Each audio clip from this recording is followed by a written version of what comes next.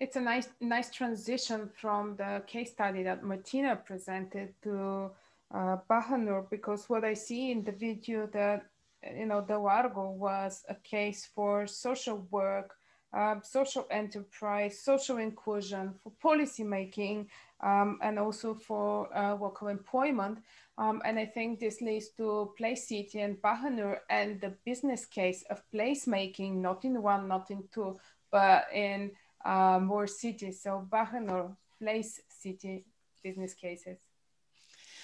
It was very interesting that Martina was mentioning certain topics like the support from municipality funding, activating people and so on. And this is exactly how Largo thrived. On the one hand, they had the support from the municipality to kickstart the project with the BIPSI program, but they also managed to have the community together and be creative. And the problem or the issue is, and some people also commented or asked that also in the chat, that we are not always fortunate that we have such great vibe or such great municipalities who kickstart projects.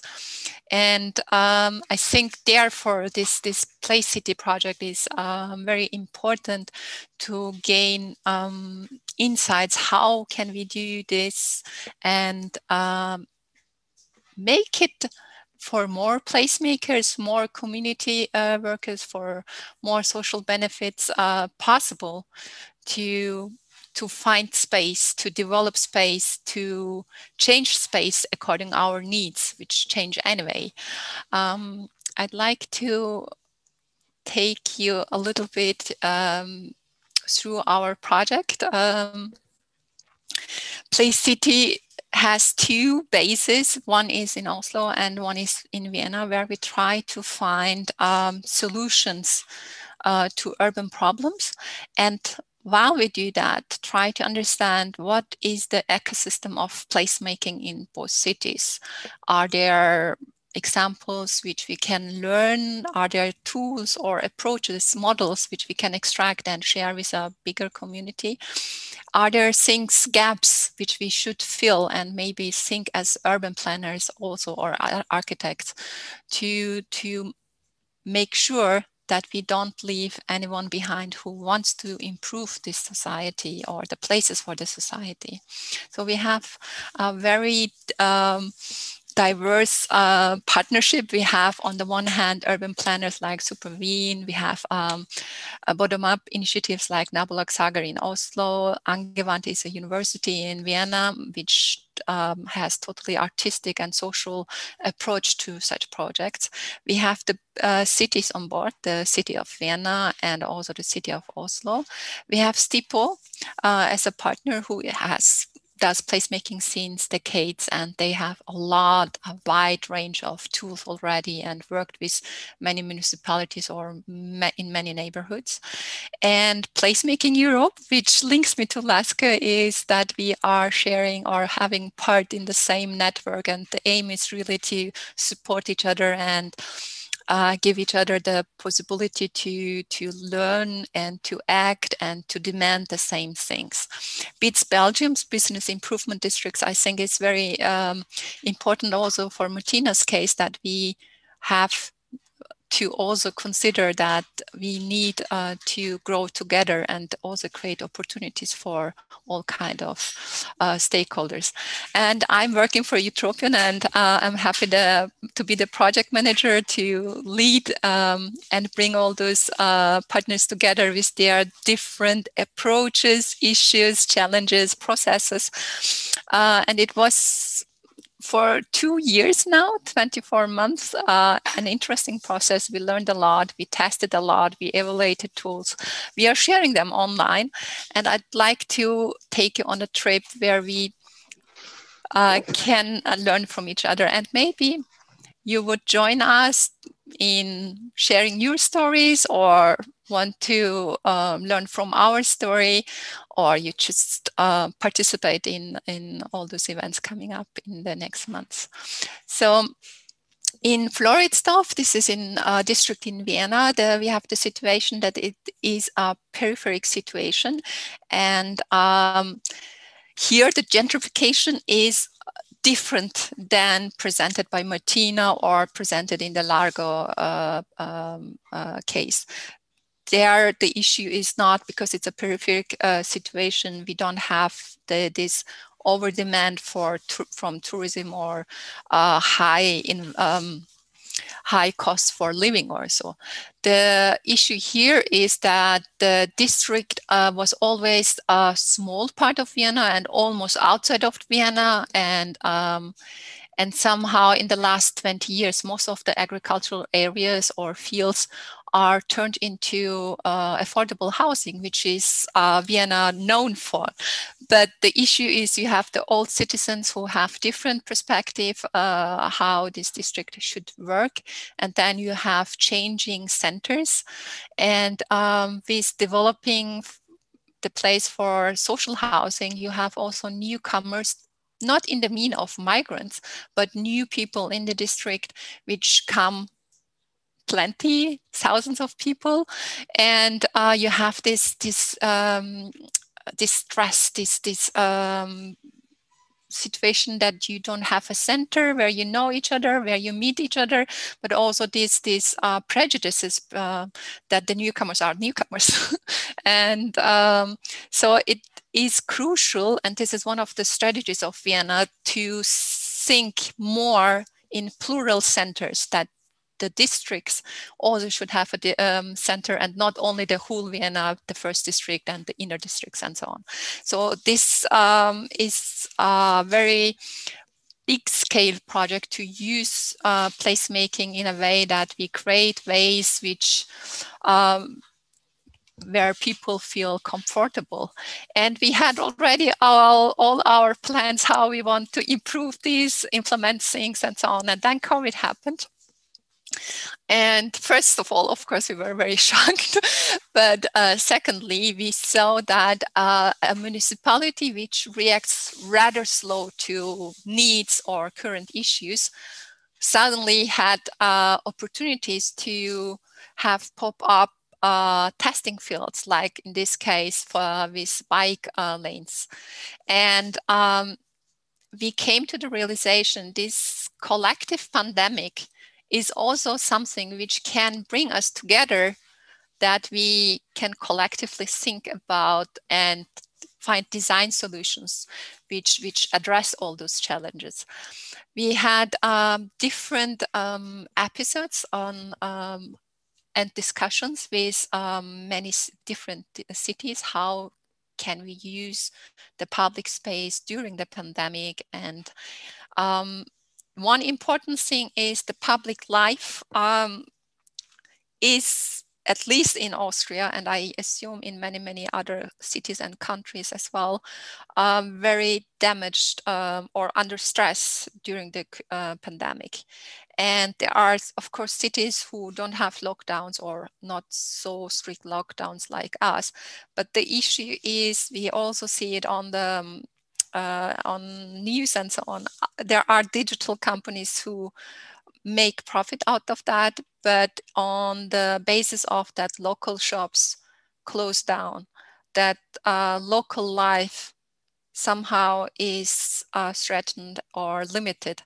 And I think we have to find collective solutions to do things, because the place is there. It's just the design which has to be appropriated to the current situation.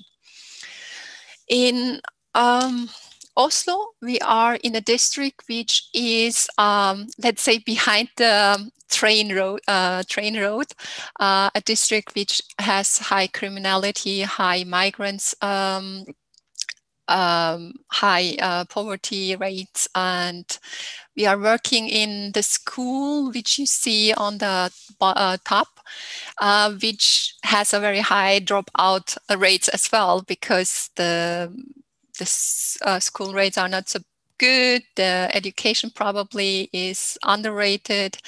And people living here have bigger families, live in smaller apartments, and the district has less public space.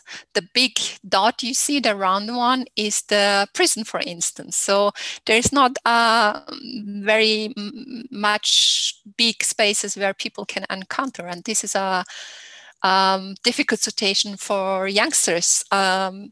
If the streets are dangerous because you have drug dealers, if the streets are full with cars and you can't stay there, then we thought, okay, then maybe we can repurpose the schoolyard and make it open to after school activities and a gathering place where the youngsters can feel safe.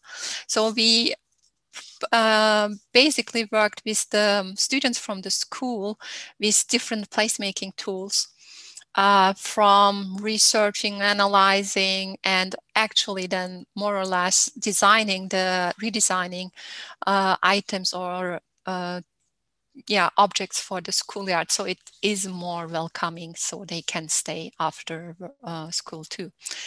And last week, we also more or less got to see the light installation live, and yeah, it's the life to come is the motto of the installation, and it somehow gives hope that youngsters themselves can build up their furniture, build up with artists and so on, their future or desired version of a schoolyard. The important part here is one that we worked with the youngsters to do the things together, but also that they own all the things we developed, so they can repurpose, rent the things out, or do gatherings and activities, which we tested with them in the last 2 years. The project also tangled because of the COVID situation. The different needs which are more stressed out now through the pandemic. We are working with different communities, and we very often lose ourselves with death rates or so much and so much people and so on. But we forget that lockdown means also distance. And this is for many, many people a very difficult situation. And in our case, it was also very difficult to proceed with the curriculum, school curriculum. Or we had planned to have exchange with other schools where our kids teach other kids what they have been doing with their schoolyard. This all was not happening. And instead of that, kids are or were most of the year last year locked down. There are high problems about mental health, about being distant to others and so on. And I think it's very, very important right now for us placemakers who are socially conscious to find solutions to overcome this and to address these things. And we believe if we can find good examples or collectively think about new distribution of spaces and so on, we can find, we can act collectively, and we can find the right words or the right demands from decision makers. This is more or less also the summary of our symposium. We had participants and speakers from both Americas and Asia and Europe and so on. So there are so many great people doing great things, and we have to promote, share, and do just be together in this. And so we can provide and show what we can do as placemakers and support the municipalities and all the communities who need our help very, very urgently right now. We also developed the Manifesto for Cooperative City. So there are a lot of topics which we think it embraces the placemaking approach, but also bottom-up and participative processes. You can be a part of the manifesto, of course, and I think it's very important that we have something collectively written which we can present and discuss with all decision makers in all the levels and also in all the cities. We are also constantly calling out. We were lately looking for people who act in wintertime, in pandemic, have solutions, have ideas, have tested projects. This was the first call. So we had also webinars about placemaking in winter and pandemic. And we are also looking for partners in crime. So if you have a neighborhood where you want to be especially active this winter, please let us know if you have tools or projects we should know about and we should report about it, and maybe invite in the next webinars and so on. Just let us know. This is very important, I think, that we act collectively and that we are recognized as solution providers, because most of the people are concerned about challenges, problems, funding, ideas, making things happen. But if we grow to a community who provides solutions, I think it would be an outstanding thing to be the right person to be contacted. We are developing the tools. Some are already published in the Placemaking website. And we are also giving more insights through publication, like exploring placemaking in context. This is all about how the ecosystem of placemakers work in Vienna and Oslo. So you have an understanding for your city, how your ecosystem could work. So you have a concept and a collective goal. Recently, I've been invited to participate in an Erasmus project, and now we are trying to utilize those experiences and give it further to youngsters who probably are not coming from architecture or urban planning field. So it's the first attempt to have a wider impact on more nations than the two cities or the Placemaking Europe network. So thank you for listening in, and it was a pleasure to tell you a bit about our story, about our development so far. There will be more webinars and conferences and so on, and I would be very, very happy if you could participate, and I'm sure Laska will share all the links where you can reach us or where you can connect to the Placemaking network. Yes, thank you, Bahanur, because I heard one thing and I don't think that there was the answer. You said that participants could join the manifesto. How they can do it? Maybe I should link, I will provide you the link. So the manifesto is the result of our 14 episodes of Cooperative City in Quarantine. And 2 episodes were totally about placemaking, as said, the public life and social inclusion, but also the others about culture, cultural heritage, and so on. In the end of the 14 episodes, we wrote together on what we should be focusing in this pandemic in the second half of 2020. And it's more or less written together a summary of those 14 episodes, whom we shouldn't leave behind, whom we should support because they did a great job in providing support to our citizens. And participating in the manifesto means you can just sign, you can just use the manifesto to negotiate with your partners or your city to focus on those social enterprises and social movements.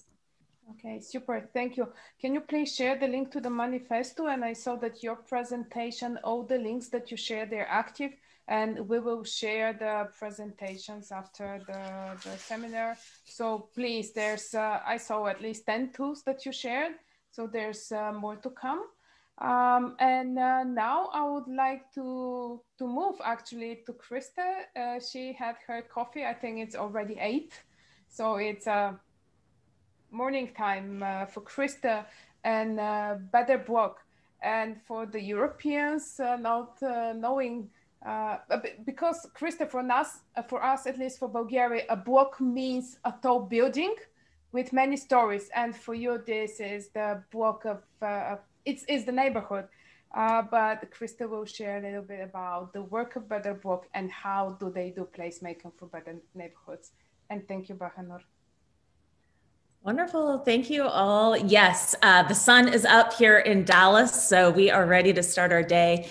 And I'm very grateful to be here with all of you and to be sharing a little bit about the work that we do and some of our lessons learned over time. So I'm Krista. I'm the executive director of the Better Block, which is an urban design nonprofit based out of Dallas, Texas. Our work started about 10 years ago when our founding director, Jason, walked out onto this street in Dallas with his neighbors and said, what can we do to make this street better? The neighbors wanted to create a place where they could come together. They wanted to put out some flowers. They wanted to do sidewalk cafes, but they quickly realized that there were ordinances from the 40s that prohibited those things from happening. So it was $1,000 to add sidewalk flowers. It's area times market value times 85% times 12% to do street cafes. And there was actually an ordinance that said it was illegal for people to gather on a sidewalk. So this was kind of the beginning of the idea of tactical urbanism, where community members would go out and make some of the changes that they wanted to see. So that's exactly what Jason and his neighbors decided to do. They painted bike lanes with kids paint and duct tape, knowing that they could wash it off and remove it really quickly if they had to. They rented some street lights and put them out. They put out some seating as well. And then they went to their neighbors and they said, have you had an idea for a business? Have you ever wanted to test out a concept? If so, like, here's your opportunity. Let's do it for a weekend and let's just see what happens. While they were doing all of this, they printed out those ordinances that they were breaking and they posted them in the windows and they invited City Hall to come take a look. And City Hall did. And they said, you know what, some of this just doesn't make sense. We should really work to change a few of these things. And over time, that's what they did. So Jason and his friends started writing down all of their lessons learned and they open sourced them. And they talked to people and said, this is how you can do the same thing. And this allowed the idea of the Better Block to spread around the country and around the world. So we are in an old car garage in the Oak Cliff neighborhood of Dallas. And this is kind of our playground where we dream up a whole bunch of ideas and we talk to a whole bunch of communities and we try to figure out ways to work with folks to bring some of their concepts to life. So just a few of our projects really quickly. This is kind of a typical approach. We will work with communities that have streets that are overbuilt and quite wide. We look for some commercial elements along those areas. And most importantly, we look for a residential component. We look for activists and community members who want to get involved. Our process is generally 90 to 120 days. We work really quickly. And what that does is it does not allow you to overmeet or overthink any particular idea. You have to act and you have to move. It also allows community members to work together, sometimes for the first time ever. And you really find out how you work or you mesh or where people's skill sets are through this process. So we'll take a space like this and work through the process in a couple months. And then in a couple days, we make the actual transformation. And this is what it'll look like. This particular project was temporary. In fact, that bike lane is kids paint and it rained that evening, so it washed it away. But in the temporary, what it does is it allows the community to work together, see how it all comes together, and then it gives them that opportunity to actually live in the space and live in the changes and get to experience them. It also shows city staff, here's how some of these concepts do or don't work, because they don't always work. And that's okay too, because then they can take the lessons learned from these projects and apply them going on in the future.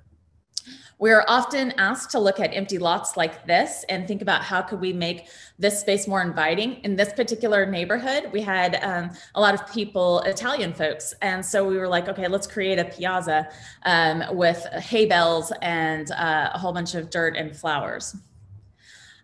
Something that has kind of changed the trajectory of our organization is this concept of Wikiblock. So Wikiblock is an online library. Anyone, anywhere can download our designs for free. And then you can cut them out using a CNC router, which is like a giant printer for wood. And this is what they look like when they come off the sheet. And then the community can come together and build these items together. And what this does is it allows us to quickly create elements and furniture that you could put on the street and make the street instantly better. What it allowed us to do is to raise the design aesthetic a bit. I have a background in journalism. I cannot make anything look beautiful. I can't take palettes and turn them into anything. But with Wikiblock, I can work with my neighbors and I can build these designs together and we can put something out that we're quite proud of. And then we can also play and make some of our own spheres. Laska, I saw that you had a sphere of your own in some of your projects. And it also helps us take these really large abandoned spaces and lots that we often work with. So this was a project in Duluth, Minnesota in November. So it was quite cold. And the challenge here was, how do you create a space that feels enclosed and warm and invites the community in? And this is what we turned that space into. We also worked with some folks in Toronto to do Canada's first ever Vision Zero pop-up project. So what this concept was really looking at the street and introducing bike lanes and slowing down the traffic so that the community could feel like they could be a part of this. In our projects, we don't close down streets. Pretty much ever. What we're trying to do is be very realistic in the approach and show that the community and pedestrians and bicyclists and people can still be in these spaces and they can be there even with traffic. It's just you have to design the space to be safer for them. And that's what we're trying to demonstrate in our projects. This project was here in Dallas, and it was in a very special neighborhood called Vickery Meadow. There is a school in the left-hand corner of this picture, and there are 180 languages spoken at that school. And most of the kids who go to that school are walking through this area to get to their apartments. This also happens to be one of the highest crime neighborhoods in the city. So our goal with this project was, how do we make this walk for those students safer and more pleasant and a space where they would want to be? So we turned it into this space. We addressed the street by taking away a couple of the right-hand turns, which according to the crossing guards have not been missed. And then we created a passive and active space in the plaza. We brought in swing sets, the community asked for a stage, and then we had the shipping container. The shipping container, whenever this plaza is not activated, it's just storage, it hangs on to things. But when we do activate the space, it can be a pop-up restaurant. It was used to register people to vote. During the pandemic, it has been a space where we hand out groceries and different elements like that. This space was meant to be up for a year to test out the concept and to see if we could make it safer. Crime in the area actually stayed flat, which had you told me a year ago, it would have stayed flat, I would have been disappointed. However, crime everywhere else in the city has risen. So the fact that it stayed flat means that there are some things that are working in this space. There have been no incidents in the plaza itself since it was put in place. But our goal is always to create a space where everyone feels welcome. We don't want to exclude people in our designs. So one of the first evenings that this was open, we came back the next day and we asked some folks in the area if there had been any issues. And they said, no, there were no issues, but one of our known drug dealers did come out to the plaza. He brought his daughter and they hung out on the swings. And I feel like that was kind of a good sign because we wanted people to feel like they could be there and use the space appropriately. And that is what has been happening. So this project was up for a year. We just handed it over to a community organization and they are going to continue programming it and using the space, and the community will continue to use it as well. So obviously, when COVID hit, our whole goal of bringing people together in public spaces was a little impacted.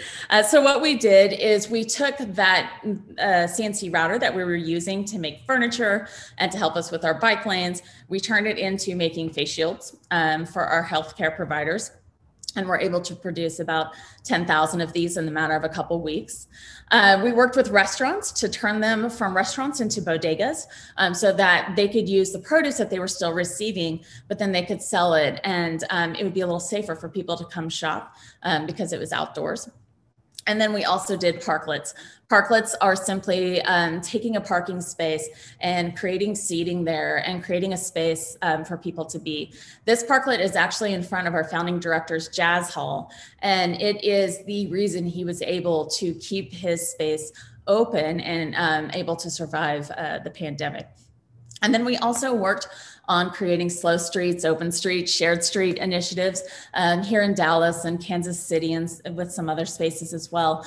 And just kind of rethinking, during the pandemic, people are using cars less, but they're still in the streets and they're still wanting to be outside and be safe. So how could we do that and work with families to make that a reality? A lot of times people ask, well, why are you doing temporary? And we can show that there has been an impact in doing temporary.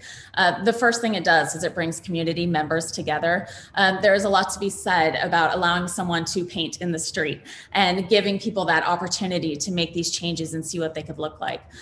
We also see that streets are changed after our projects and tend to go a lot faster than through a traditional process. And we also see a lot of programming that continues in the space and is introduced in that area.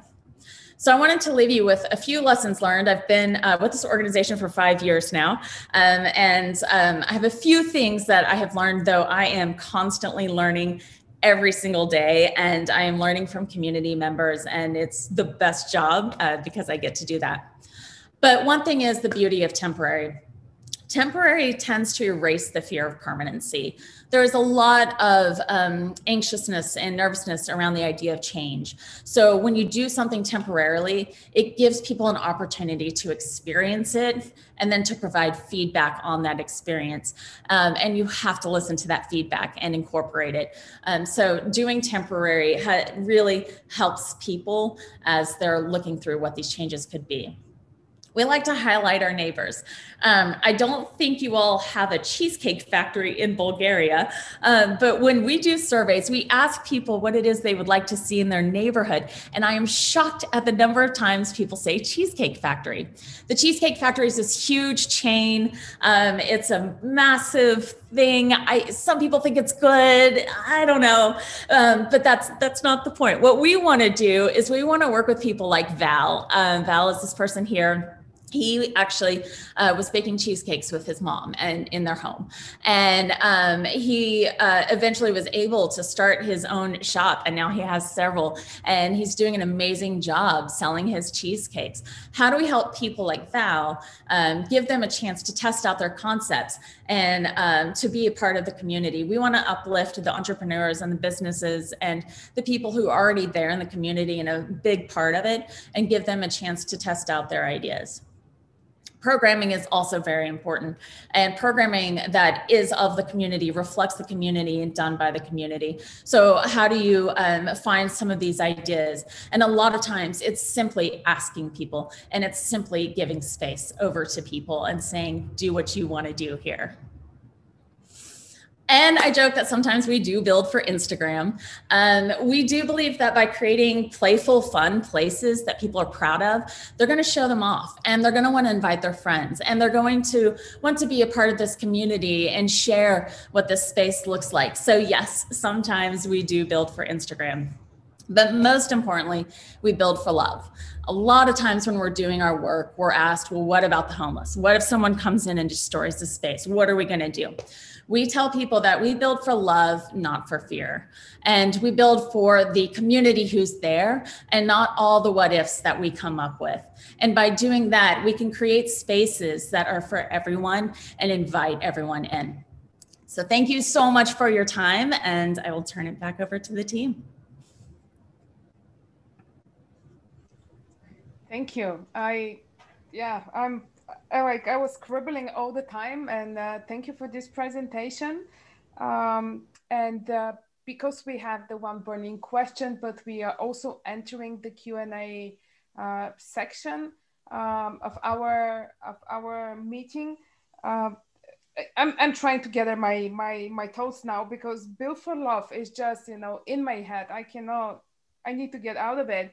But how we will do this, because guys, you've been posting quite a lot of questions. There are already 18 questions, there are comments in the chat. So what I will do now is I will ask 2 questions that are to all speakers, and then I will go through your questions and choose 1 question for each single speaker, so we hear from them all and have balance in the Q&A. I don't see you. I hope you agree, but silence is agreement, so I accept that you agree. So my first question to all 3 of you, and this is coming from the Q&A section, is how do you promote participation? It was one way before COVID, and it was a new way in the years of COVID, but can you share how did you promote participation, and how did it change now? This is to all 3 speakers. So yeah, I'll start. So it is tricky. One of the most difficult things is just getting the word out. And I think one thing, well, COVID has shown us so much, obviously, but the digital divide is great. And so you can't just rely on social media to get the word out. And so it really is doing flyers, and word of mouth is huge. And obviously doing the social media, talking to the news. So that's your first thing. And then being very cognizant of the different languages that you are putting out there as well. And then once you're getting going, it really is just people seeing the work. We have a whole process where we're organizing people. We have block captains, and they have committees, and we're, kind of working out inward, outward that way. But a lot of the people start showing up when they see you painting in the street. And in America here, a lot of people are driving by, and that's when we have flyers, and they stop and they ask what's going on, and we can give them that, and then they can come back and be a part of it. Obviously with COVID, we have to limit, who's coming and how the volunteers are there, and we have to spread people out. But we do work in a lot of vast empty lots. So that gives us some space to spread people out and to be there.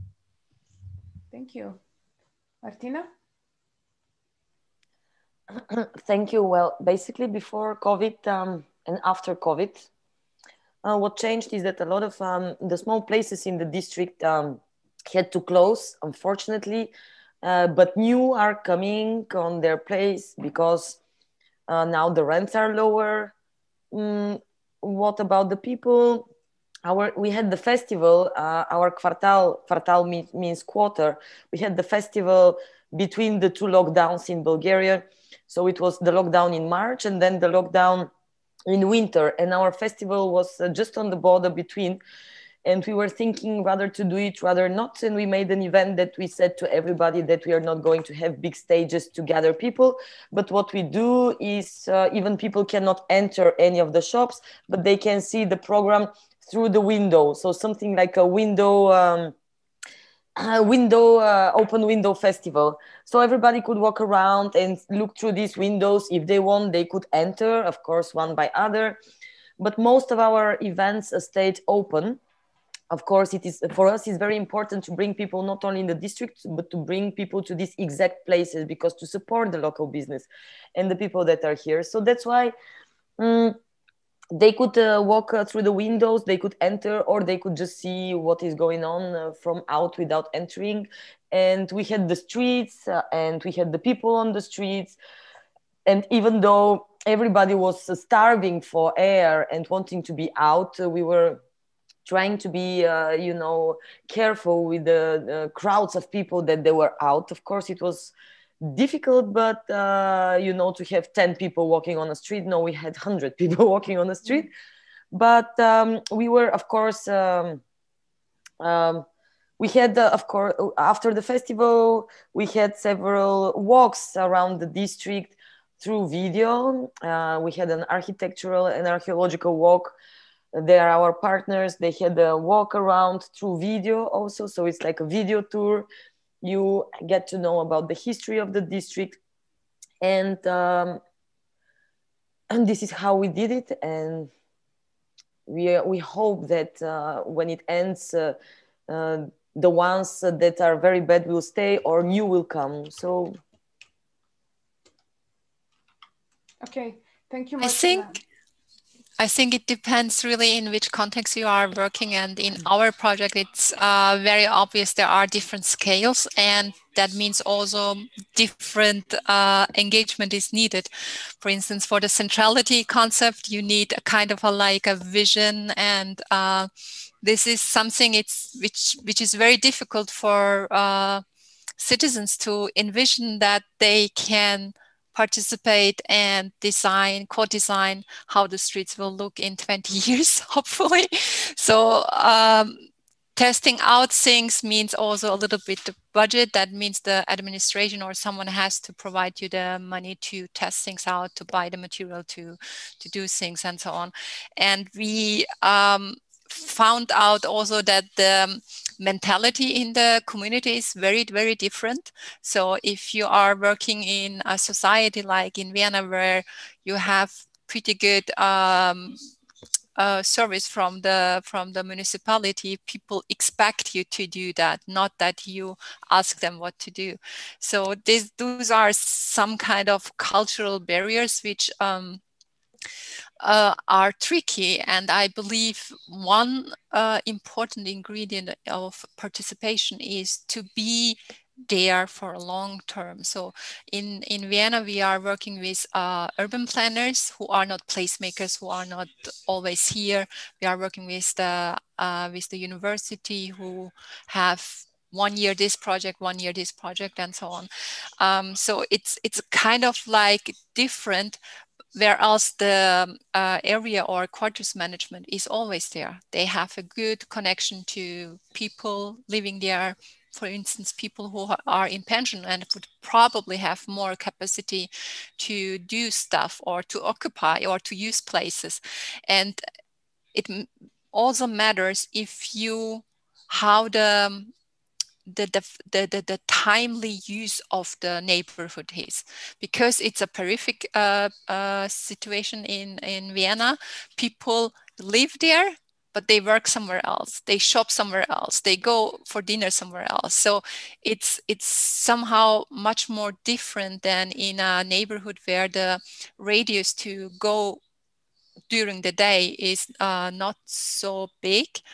And working with certain groups of people like we have in Oslo with the students is a kind of like a bit easier, because first of all, you know already what the framework is, what kind of needs are, where the mobility patterns are, and so on. So participation is beautiful, but it's very difficult if you employ it in a bigger scale, is my summary out of this.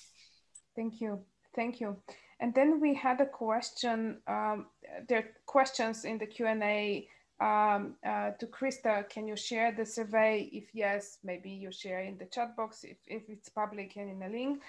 But then we had also questions, how do you evaluate placemaking projects? It was originally to Bahanur, but I think that both Krista and Bahanur can answer. How do you evaluate the placemaking projects? Back in time, all those activities were counted as cultural activity, and mostly we were counting how many people participate, how many people stay in the place, and so on. And this is obviously, with the pandemic, not a real number, and so on. I think we are working on how can we really describe the social impact of things, because even if people do not participate, stay there or pass through, that doesn't mean that they learned, okay, I can use this space also for other means, or I feel safer, and so on. And for the moment we have only questionnaires and so on, and you never can capture the situation. So, and also the statistics, I mean, with the pandemic, we see that statistics will never really show the real impact of things.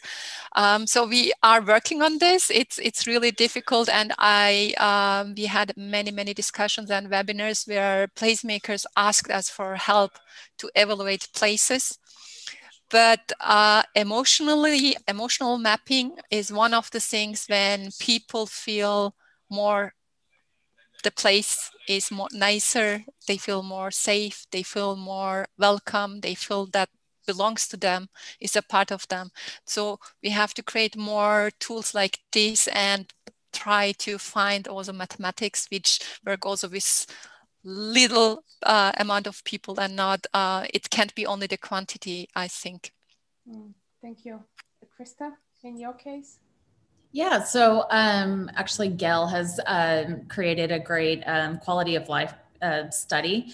And so we'll use that during kind of our projects, do before, during, and after, to determine, you know, how are people using a space? What do they think of the space?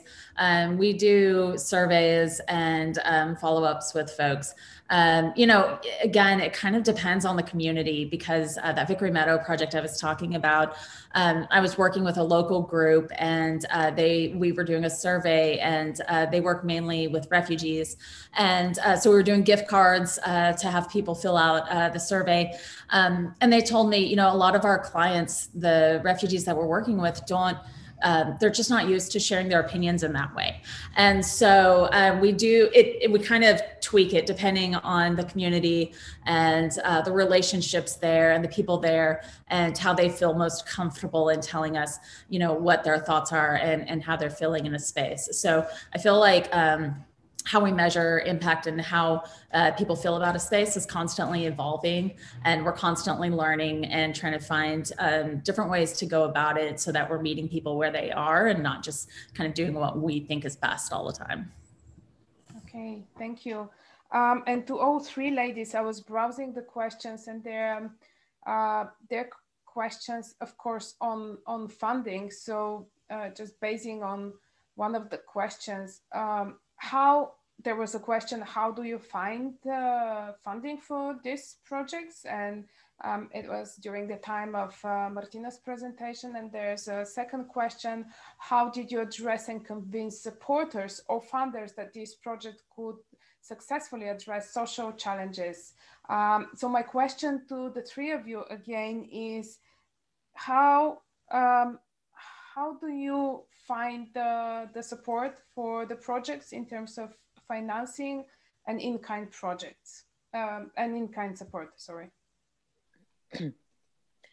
Well, in our case, as we are trying to build in the art district here in Sofia, we are trying to build a social community.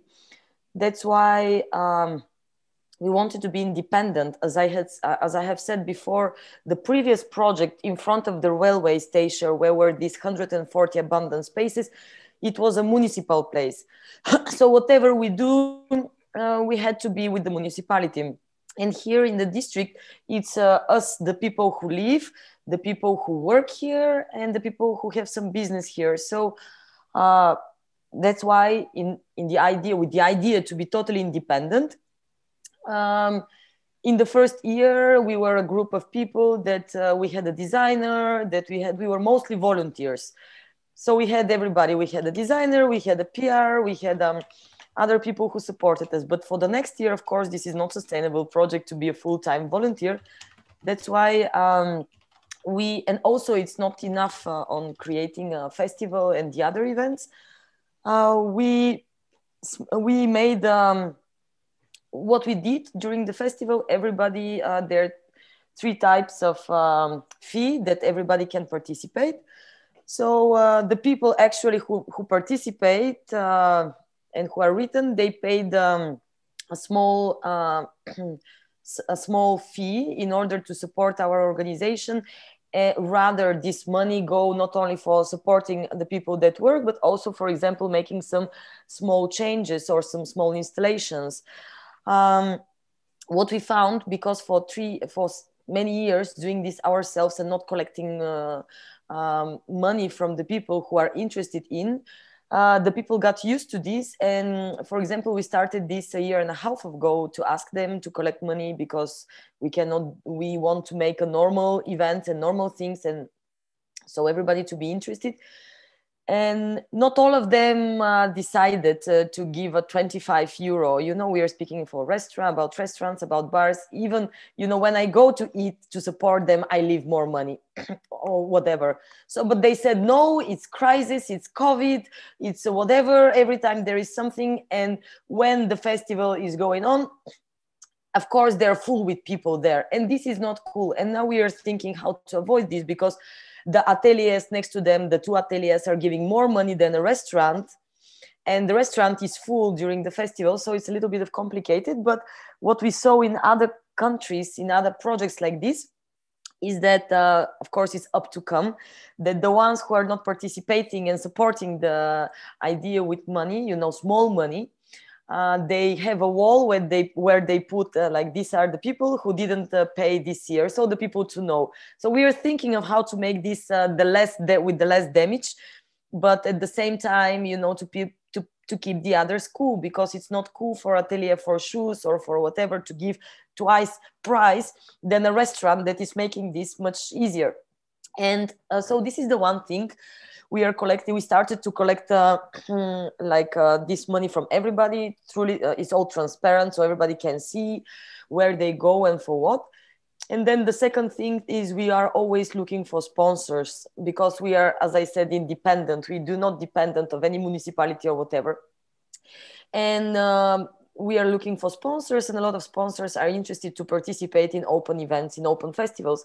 So more and more sponsors are coming, which is good. Even during the COVID, there were sponsors who came, who wanted to situate their brand or whatever. And we are trying to make it intelligent. For example, if we have open places, or if we have the streets, and if, for example, some kind of mayonnaise is, for example, supporting us, we think of how to make it interesting for people. We are not only like, put your banners, but come and make some sandwiches or make some playground and then give this as a prize. So we are trying somehow to include them in this.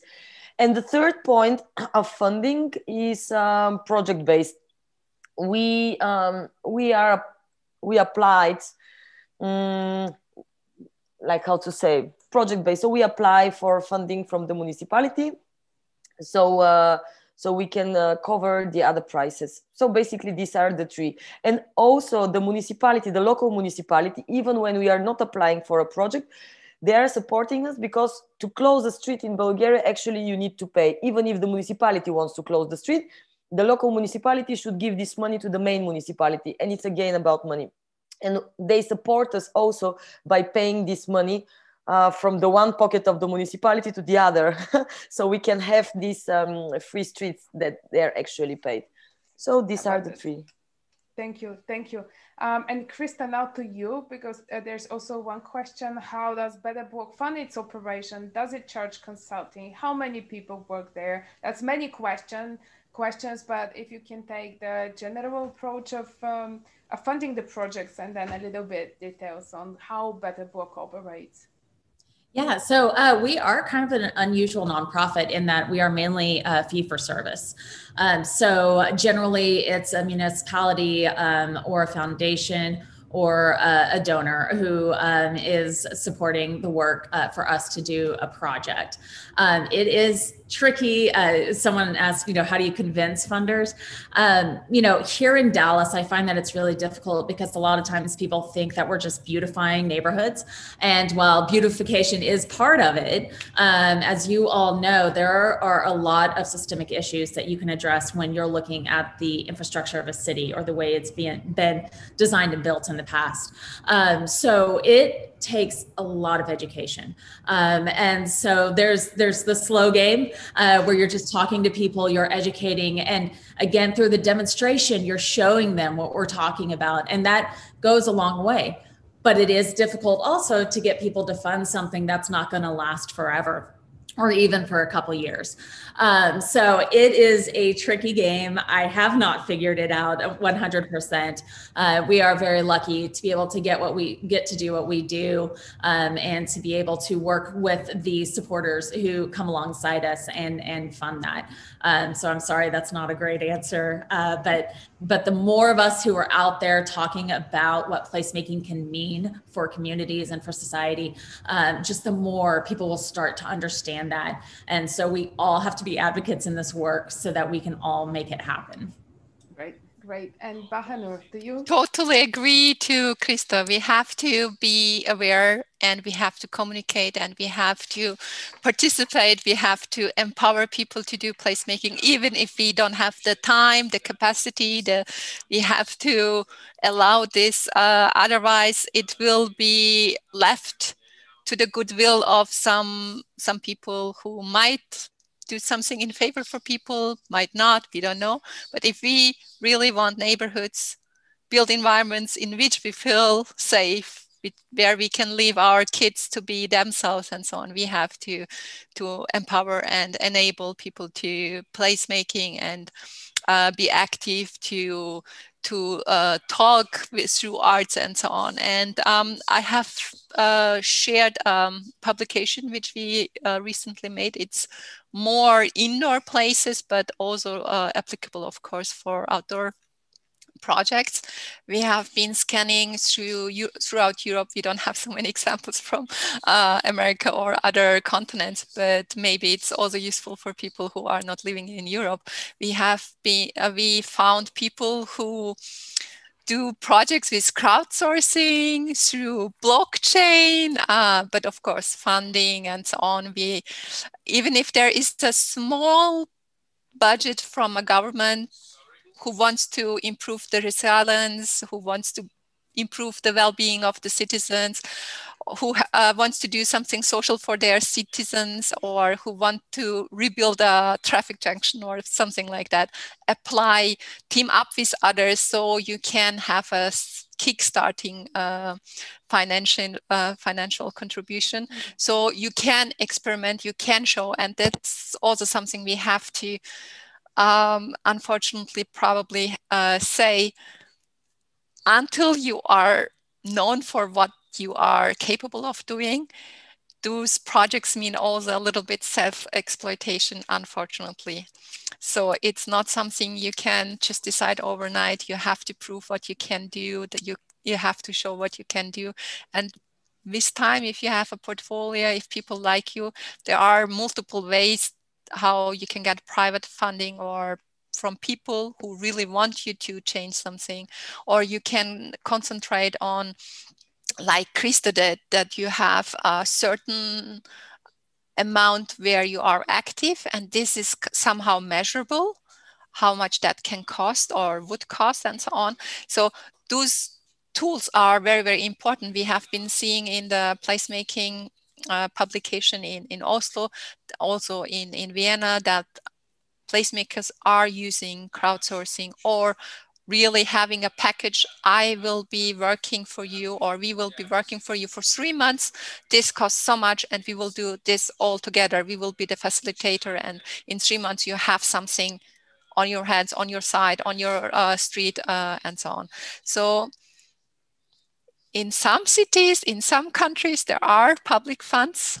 There are also international funds with EU and so on. So look up for those. But most importantly, you have to collaborate with others. If you want to apply for such funds, it might be that you have to work internationally. GPI also is working for with United States, for instance. If you want to apply for a fund and work with the Europeans together, so that might be also a possibility. But most importantly, either work with international other people, team up, so you act in different places, or try to get skills on your board where you can improve engineering tasks or other tasks which the city has to do anyway. So this is the only thing I can recommend. No, that was not the only thing. That was a lot of things, but thank you, Bahanur.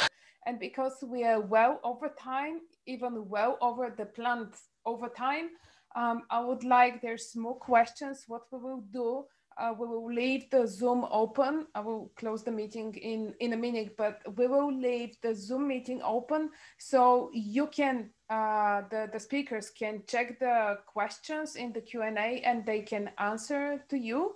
And we've collected all the Q&As, we collected all the links, there will be the recording, the presentations we will share with all of you. We will share also the two or the three, maybe there's a third placemaking network in USA. I know the Project for Public Spaces, the Placemaking X in Europe, Placemaking Europe, and Krista, if there's a better block network, please share. So the conversation could continue. In Europe, the Placemaking Europe Facebook group has over 3,000 activists and people working in placemaking from different professions. So you're in Placemaking US, thank you, Tina.